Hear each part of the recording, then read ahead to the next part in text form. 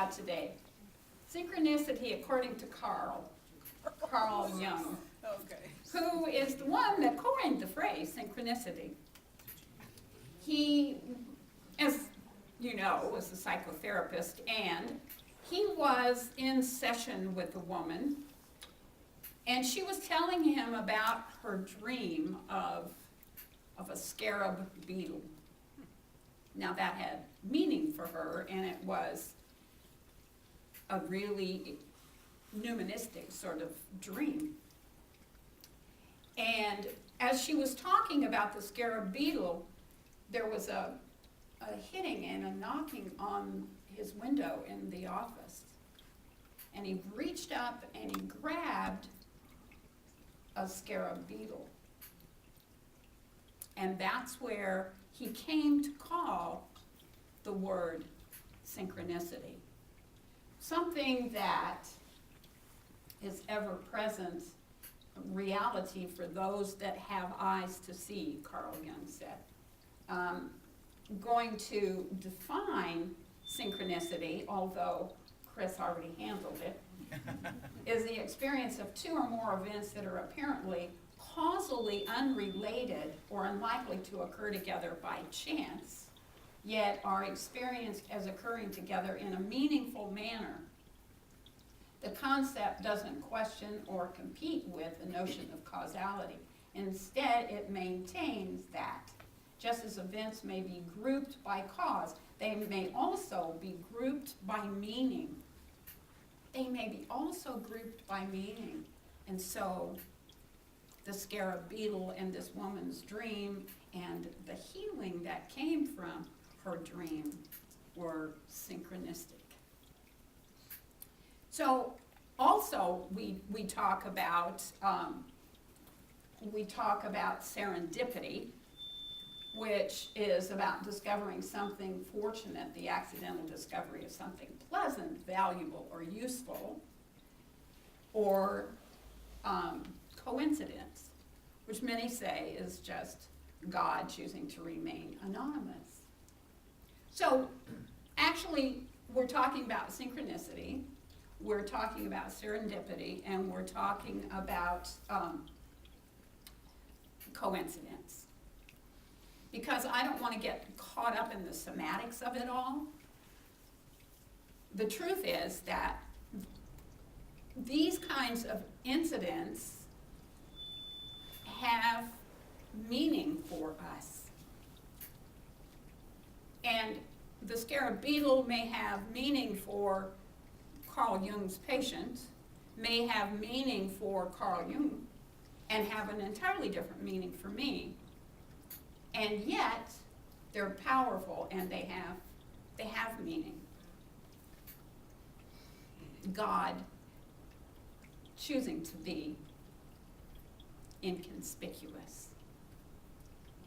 God choosing to be anonymous. So, as life would have it, on Wednesday night at the practical mysticism class, we watched a movie on Rumi. And he, of course, is one of the major poets and most quoted poets in the country right now. So I want to tell you a story of Coleman Barks, who is the premier translator of Rumi from the original Persian language to English now. And so Coleman Barks told this story about how he and his granddaughter, who were about 6, had a club. And every Monday night, he and his granddaughter would meet for the club. And they would draw, or they would play, or they would tell stories, or he would make up stories, or they would play games, or whatever. Every Monday night was their time together, and it was the club. So his granddaughter, who was around 6-ish, she and her parents were getting ready to move into a new house. And Coleman and his granddaughter went to look at the new house. it was totally empty, except for in one bedroom, there was a desk. Kind of one of those military metal desks. I imagine that you've seen them. That was all that was in the house, in the bedroom. And so in that desk was an accounting tape. You know, the kind that come in calculators or adding machines, what we used to call adding machines. Hello. Sorry, I'm late. I'm glad you're here. Thank you. And so she took a piece of this adding machine tape and she tore it off and she said, "There, Granddaddy, this is your lifelong pass to the club." And he tucked it in his pocket. And they had their day of club. And later that evening, when he took his shirt off and got ready to put it in the dirty clothes, he looked at it. And on that tape was the poems of Rumi from the songbook. That serendipitous experience of, in this vacant house, the master translator of Rumi received the lifetime pass from his granddaughter. And someone had translated or written all of the poems from Rumi's songbird. Now, that's serendipitous. That has meaning. And it's not for me to determine what the meaning is for Coleman's granddaughter. But the fact that that story came to my eyes or my ears and my awareness, just the time that I was looking for an example of serendipity, is serendipitous.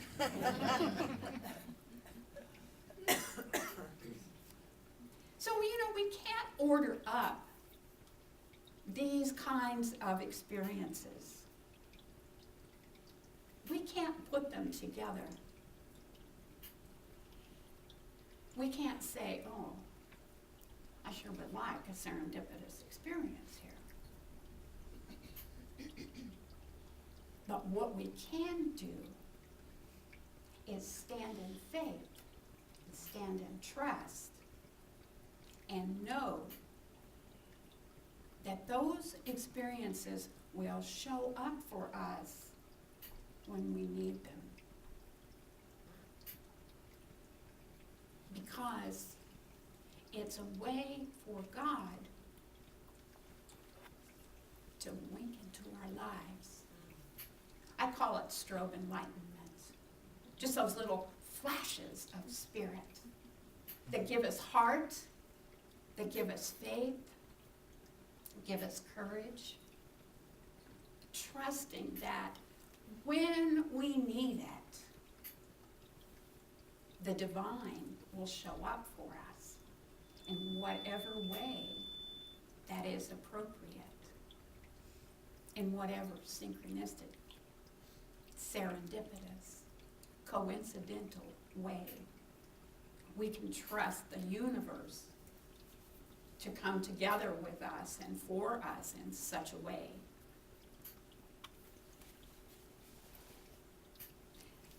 Serendipitously, another story came to me, and that was from the women's group. We're reading, what's his name? Will Bowen. Will Bowen's, Complaint-free. yeah, I got it written down here, but tell me again. Will Bowman's Complaint-Free World. So he told this story of how he had borrowed a truck from someone and he was moving. And so this truck was old and it leaked oil like a sieve. And so he had gotten off of the freeway because it was time for him to put some more oil in the truck. And he was on a back road that was pretty isolated. And he was thinking, well, I can expect something bad, or I can expect something good. And he said to himself, you know, things like this always happen to me. And that can mean something good, or it can mean something bad. Depends on how you think about it and how you translate it, right? What spin you put on it. And he was driving down the road and he was thinking, well, this is all going to work out okay. I'm going to be home and sleep in my own bed tonight, no matter what. Driving. And so the truck stopped in the middle of practically nowhere, except right in front of a house. The only house that was for miles and miles and miles around. And he thought, this could be good, or this could be bad. So he went and he knocked on the door.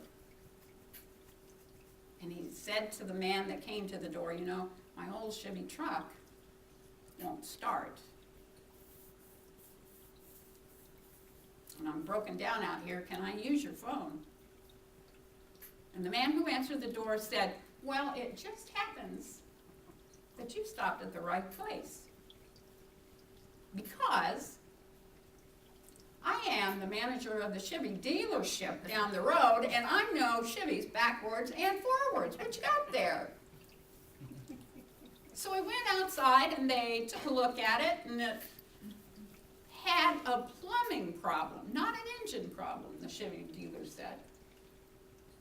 Oh, Will said, then I need what? And the Chevy dealer said, well, you need a plumber. Well, can I use your phone to call a plumber? No need to do that, he said. My father-in-law is in the house and he's the best plumber in the county. So he had a little piece of machinery in his car that fit into the truck, and it all worked out perfectly.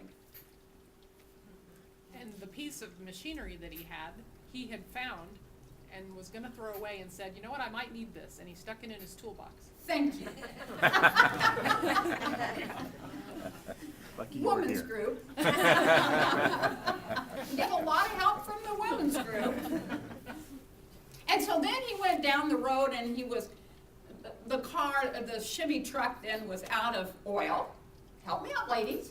And so he thought, oh, I better stop and get some oil. And of course, the proper store turned up. And he had a limited amount of money.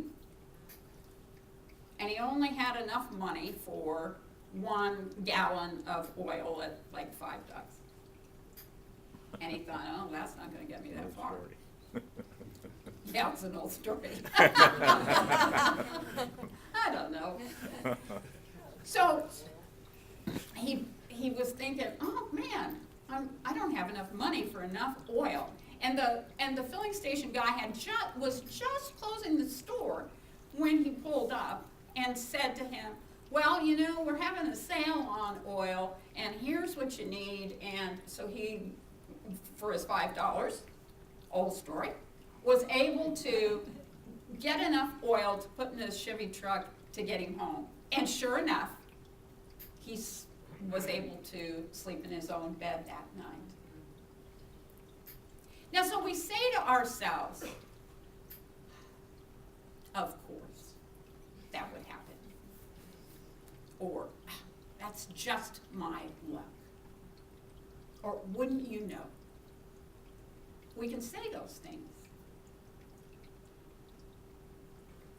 that way. Or we can say those things, just my luck. Wouldn't you know? It just depends on the spin that we put on it, doesn't it? And when we expect the good, when we expect the serendipitous, the synchronistic, that's what's going to happen to us. The good is always going to occur when we look for it, when we expect it. As I said, we can't direct it, but we can stand in faith and we can stand in trust. And it'll always work out because God's got our back. I think of it as an orchestra. We've got the strings, we've got the, help me out, Chris, the brass, percussions. And by themselves, it's a cacophony, but with a conductor, it comes together and it becomes a symphony. And we can always trust that. We can always trust that the music is there if we take the time to listen. Mark Nemo said this. You know, I couldn't go a whole week without quoting something from Mark Nemo. He said, I'm also beginning to see that joy is the hum of oneness. Isn't that beautiful? I'm also beginning to see that joy is the hum of oneness. And so when we walk through life in joy, by choice, then our lives do become a symphony. And they are all woven together in this glorious music of the divine. We can never orchestrate synchronistic occurrences, but we can stand in faith and trust, in joy, in the harmony of oneness, and expect wonderful, glorious, magical things to turn up for us. There's one more quote I want to share with you, and it's by Charles D. Lint, and he says, I do believe in an everyday sort of magic, the inexplicable connectedness we sometimes experience with places, people, works of art, and the like, the eerie appropriateness of moments of synchronicity, the whispered voice, the hidden presence, when we think we are alone. So for this week, I invite you to stand in faith and trust. I invite you to expect the synchronicity, the symphony of the hum of the joy of oneness in your life. I love you all. Namaste. So I invite the practitioners to stand and join with me as we hold this community in love.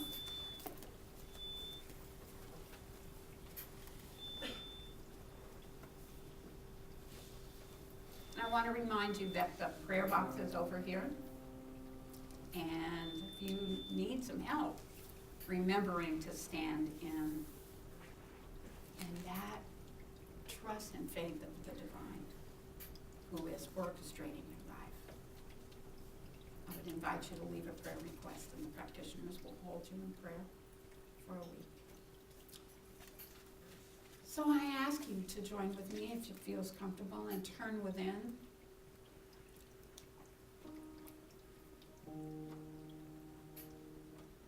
To that still, quiet space.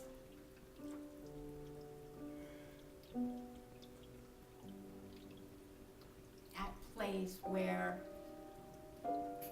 we can hear and know the song of the one.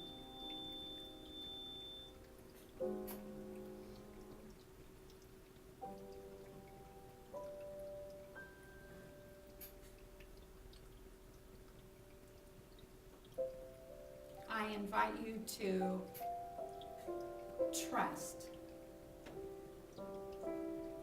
to be in faith,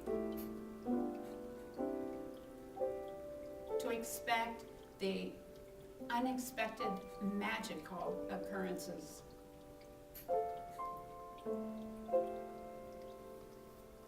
That the universe is happy to provide for you.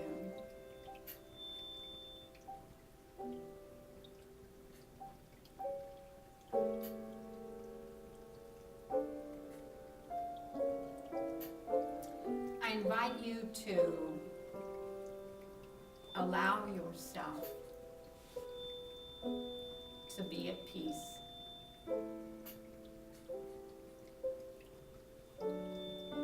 To step away from the cacophony of confusion and walk into the sanctuary of the divine within.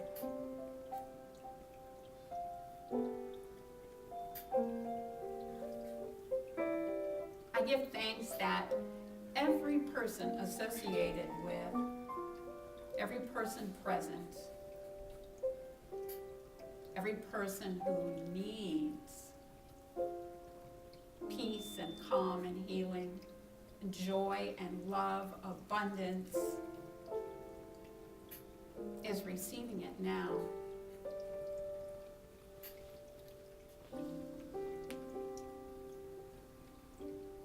I don't have the wisdom to weave it all together, but I absolutely know that the divine does.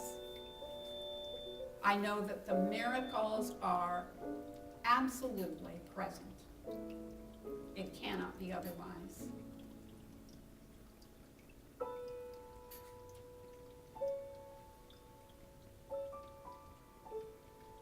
I know that love is the answer,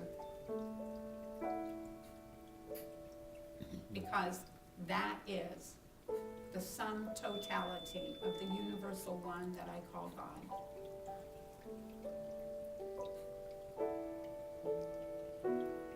We are never separated from that. We can lean on it. We can lean into it.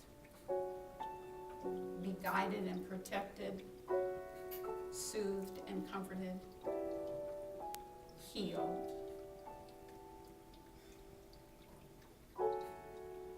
Healed from anything that calls us away, that calls us to forget our connection with all that is.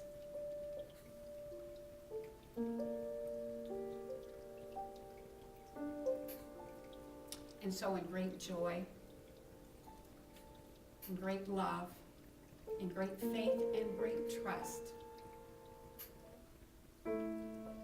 I know, I sincerely and genuinely know that all is well.